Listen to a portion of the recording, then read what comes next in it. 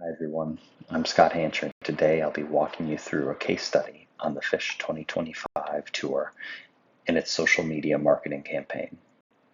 We'll look at how this campaign energized a tight-knit fan base while showcasing key strategies that made it work. First, let's talk about who or what Phish is. Phish is an American jam band that formed in 1983 at the University of Vermont. The group consists of 4 core members: Trey Anastasio on guitar and lead vocals, Mike Gordon on bass, John Fishman on drums, and Paige McConnell on keyboards. Musically, Phish defies easy classification. They blend rock, funk, jazz, bluegrass, and psychedelic elements, often shifting genres mid-song.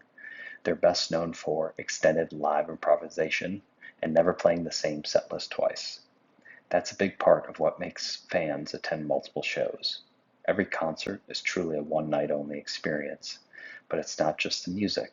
Phish is also known for storytelling, pranks, and onstage antics.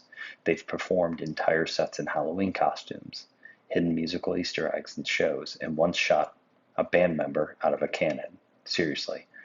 Their shows are immersive, participatory, and always evolving. Despite never having a radio hit, they've sold out arenas for decades because they've built a culture around the experience, not just the album. And as we'll see, their social media presence reflects that same fan-first, community-based ethos. Phish has been engaging fans online well before social media even had a name. In the early 1990s, their fan community created Phish.net, which was an email list and an online message forum where fans would swap set lists and stories about recent shows. The band itself has always leaned into technology. They even hosted their first live concert webcast in 1997 and launched their own digital download platform called livephish.com in 2003. This was long before Spotify or Apple Music made streaming a standard. Today, they use platforms like Instagram, X, TikTok, Threads, and YouTube to extend that culture. Instead of chasing algorithms, they use these tools to show and share posters, announce set lists, and interact directly with their fan base. Their posts don't just promote shows, they help fans feel connected between them. For this tour 2025, Phish's digital strategy focused on 4 key goals. First, they needed to generate buzz around a short 14-show US run.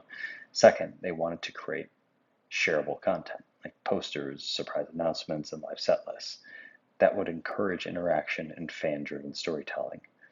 Third, they aimed to increase subscriptions to their live Phish Plus streaming service, which gives fans access to high-quality audio and videos of every show they perform. And finally, they needed to stay true to their identity, a band that doesn't market to fans, but instead markets with them. The rollout was built around intrigue. Instead of announcing the whole tour at once, Phish teased the campaign with mysterious posts and vague visuals. Then, one by one, they released city announcements, each with its own collectible poster. This strategy generated tons of fan speculation and chatter. And by skipping iconic venues like Madison Square Garden or Alpine Valley, they actually increased urgency. Fans were scrambling to figure out which cities they could attend. The approach turned fans into active participants in the rollout, not just passive observers.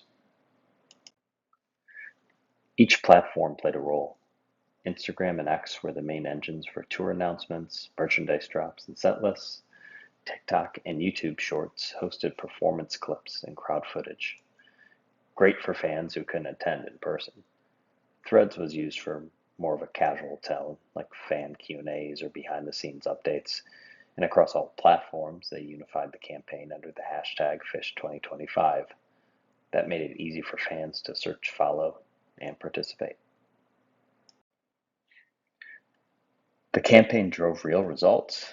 Their Instagram account grew by over 35%, and the Phish2025 hashtag was used more than 90,000 times across the platforms. Their subscription service, Live Phish Plus, saw a 22% increase in users during the tour window.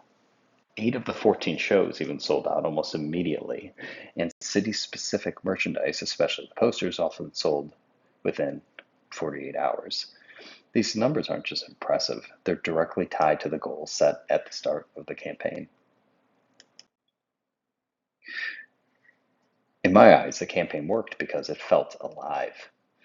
Every show had a real-time rhythm. Set lists were posted as they happened, posters dropped per city, and engagement surged organically. That said, there were areas for improvement, it seems. Their Threads content started strong but faded by mid-tour. They didn't fully embrace TikTok's potential for fan storytelling. Even short behind the scenes or recap clips could have expanded their reach. Ultimately, this campaign delivered on every major front. It boosted awareness, increased subscriptions, sold out shows, and deepened fan loyalty. What made it successful, though, wasn't flashy production. It was just the fit. The tone, content, and timing all reflected what fans expected from Phish: authenticity, spontaneity, and connection. As a marketer, the key lesson is that social media doesn't always have to be about viral growth. For brands like Phish, success comes from resonance. It's about using platforms to spark real emotion and keep your community engaged, even when you're not on stage. Lastly, what stood out most to me was how absence became strategy. By skipping markets like New York and Alpine, Phish sparked speculation and conversation that lasted for weeks. Even the posters played a bigger role than merchandise. They were visual breadcrumbs for the campaign, connecting all the shows together in one uniform fashion. And maybe the most telling thing, the fans, not the band, carried the campaign's momentum. That's a rare dynamic and one that Phish has obviously earned over the decades.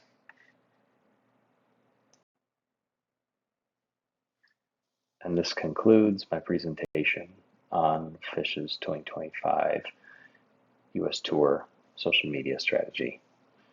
Thank you very much.